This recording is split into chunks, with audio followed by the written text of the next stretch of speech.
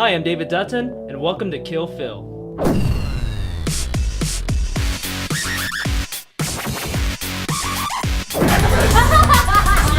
Stop! What are you doing?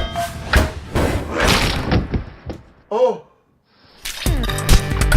So there's some speculation whether we killed Phil or not last week. Oh, we killed him. And... How's it going, man? Hey, what's up?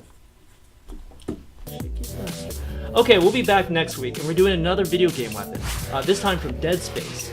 Alright, so now let's go back to Rick's place and see that full build of the gravity gun. Oh, and he dressed me. I don't really dress like that. That's his stuff. So Rick, let's talk about the gravity gun. Gravity gun. So how do you start a build like that? It's so complex, there's little gizmos and pulleys in it. Inside out, man. Usually what I'll do is engineer the mechanics, sort of like the guts, the skeleton framework, to get that working first, get that out of the way. This, I think, would work as our containment vessel, and we need a drive system, so I got a few of these Lazy Susans. This is very dangerous. I mean, with this kind of power, I mean, I could level half a Burbank. These are locking magnetic inducers, which will be mounted on the outside of this rig, which will keep the plasma inside. This is a magnesium shell, perforated, almost like a microwave. You know, like the screen on your microwave, so that it won't get out and hurt the cat or the dog. DEFCON Plastic Welder is the best overall epoxy that you can buy. Hey, beats the hell out of flipping burgers, right?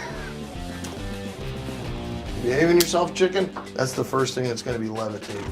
It's a beautiful day here in Burbank, manipulating gravity. It's a crazy thing! It's crazy! We're ready to assemble the core. There's 20 different ways to do something, but based on the time factor on this, I'm trying to keep things as standard as possible. This is the pinchers. The pinches. You'll find a better way to do something, you'll improve upon old techniques, or come up with something completely new. Right now, everything was based on what is here. These are the pinchers that will focus the gravitational field. Finger joints will be reinforced with a resistance in the joint, on the back of the joint, and then a cable that runs through the front half and runs through the center into a cable pull, which everything will be gathered, so when you pull the grip, it'll do this. You got our rubber bands now. There's a track on here. It's always better to have a more solid track, but this will work in a pinch. I modified this screw tip. This is our driver system. Okay, it's slipping. We might have to go around it twice. You may have to go with a harder drive belt, something that's not so stretchy. Yeah, the rubber band is giving too much. Let's try another one. The rubber bands didn't work very well. They just stretch a little bit too much. I need more of a direct drive. Nope. So did you use parts from the workshop, or did you go out and have to find anything for this gun? It was a composite. Some parts were from here, some of the metals and short pieces, but mostly it's like little nerdies and tchotchkes that I have just hanging around here. I'm making a belt out of stuff that you put on the side of your truck to keep you from slipping in the rain. Normally I would go to the store and grab exactly what I need, but I'm kind of improvising here. It's a little bit of R&D, it's a little bit of mad scientist. The key is get the job done in the time allotted with the budget allotted. Sometimes you gotta work with what you got.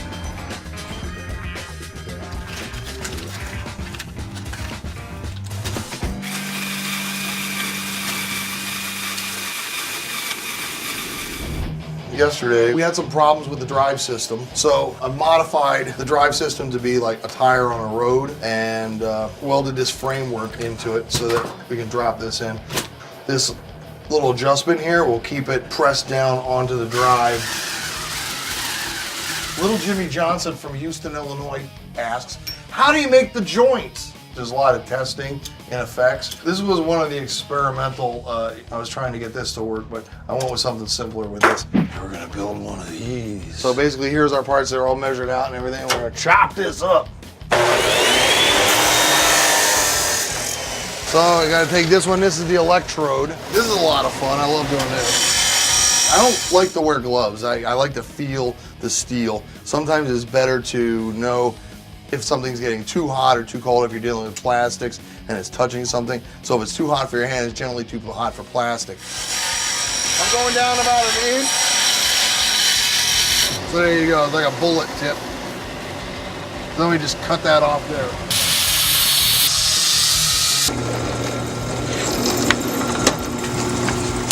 So anyways, we got our parts drilled, and how we assemble these is with pop rivets. Slip it in the hole here, and that'll give us our hinge. Time for some little fiddly bits. Pre-prepping these with springs. We're gonna pre-mount those. There's something about metal! What I need to do is find out how far down they want to go before the spring will not carry them anymore. Right about there. Just tack welding here. I'll put a little stop on it. I just wanted to go from here to here. I think I'm going to need a bigger spring, definitely. And I kind of strategically welded in these little eyelets here for the cable to go through. And then that's going to come back. We got some decent springs now. We're going to try it again. Eventually this is going to get tied into this handle, which that will control this. Fun with gels. We've got all kinds of fun gels here to simulate plasma or fire. So the gels are clear, the light will pass, as you can see. They can be mixed and matched to create different colors. This is like a white, so you can see. And this I thought was really cool, because this is basically like a moire kind of an effect. Whenever you cross a pattern with another pattern, you get that moire effect I was talking about. When your moon hits your eye, that's amore. Getting towards the end of the build, I've been up all night working on this. All the guts are in it, it's ready to go, and I rigged up a light in it. And you can see the lights on the inside. Battery pack was underneath. I think it's 8 1.5 AA cells, which equals 12 volts. So anyways, the wire comes from the battery to an intermittent switch, which runs up here into the inside to a 12 volt. It's probably a brake light or something inside. So you get your intermittent light there. And I can even put gels, some little gels on the inside and kind of mix it up so that it looks like it's swirling around in there. Really detailing it is just bringing it up from that with surface details, with color, with paint, with different textures. Now it's time to start making it look like what it's supposed to look like. This is casting urethane. So I'll form fit this by jigsaw, bandsaw, and then sculpt it. I'm gonna do a poor man's lathe. It's foam, it's dense foam. I'll spin it on the drill press and we'll sculpt it into a shape, something that'll do some damage. This is shear form. This is for knocking stuff down. I'm gonna kind of take the shatter bumps out of it, and this is where sculpting comes in. So I wanna put a taper, like an angle. I just use my finger and just go like this. So I don't want to take this much off it. What you kind of do is kind of just start sculpting. You check your lines. Stay within the lines.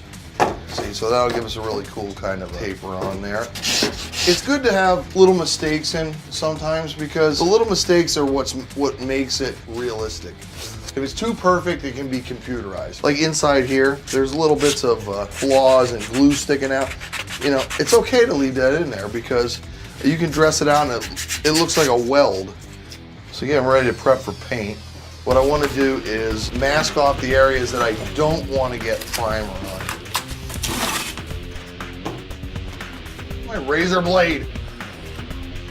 Just trying to block out some of these areas. All right, so I'm gonna attach this. Right now I've got Gorilla Glue. This stuff is nice because it expands. So in order to hold this in position, I whipped up these little pegs. This foam is pretty hard too. So we're gonna get ready to turn these. Watch this.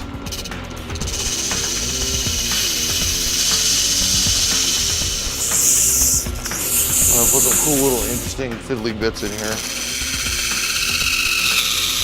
Maybe a detail at the top. I'm gonna form it down into a slope down the inside.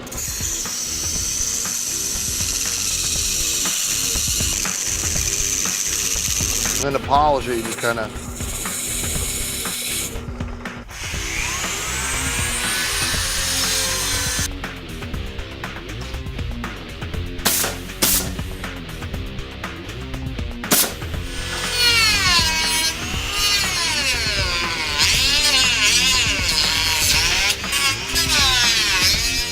hot plastic and with caulking, little tiny caulking, and make little beads so it looks like it's been welded together.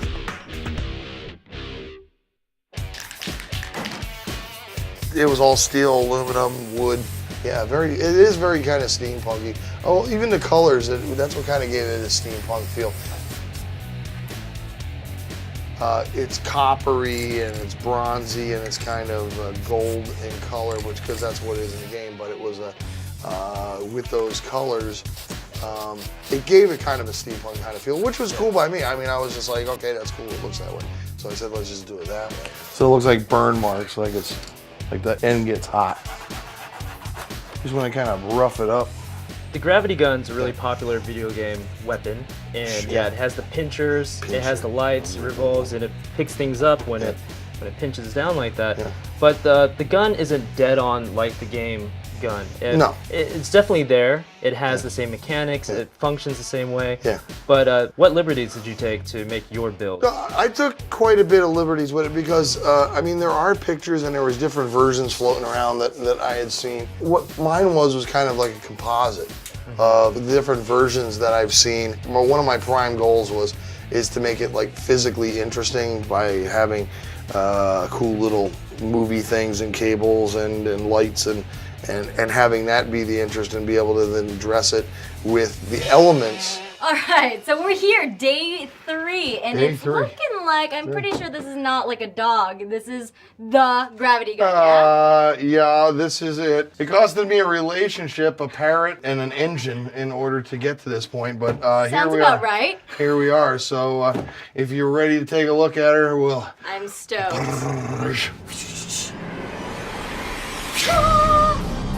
Wow! Nerdvana. Oh my god. So did you sleep at all during these 3 days? Sleep? What's sleep? Yeah. Sleep is for the weak. Okay, so let's say I am an average cosplayer and I want to make this. Could I possibly do this being like an average welder? Yeah, an average welder. Even if you don't know how to weld, you can still make it out of particle board, wood, and yeah, a basic gamer could, you know, with some construction skills could build something like this. So there's hope for us who are less skilled. So can you tell me a little bit about how the lights are working? Yeah, it's got a 12-volt battery pack, buttons underneath here, and then drive system where you drive with your thumb. So I get your pin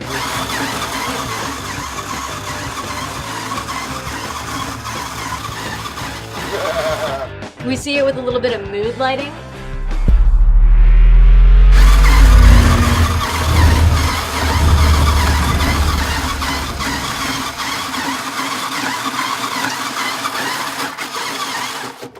All right, Rick, it worked great. It looked great. Till next time. Slow motion. All right, see you later. All right, cut. So remember, next week we're doing Dead Space, and we're going back to Prop Master Dragon's workshop. So remember to subscribe so you know when the next video comes up, and we'll see you next week. Get your film fix. Subscribe to Cinefix.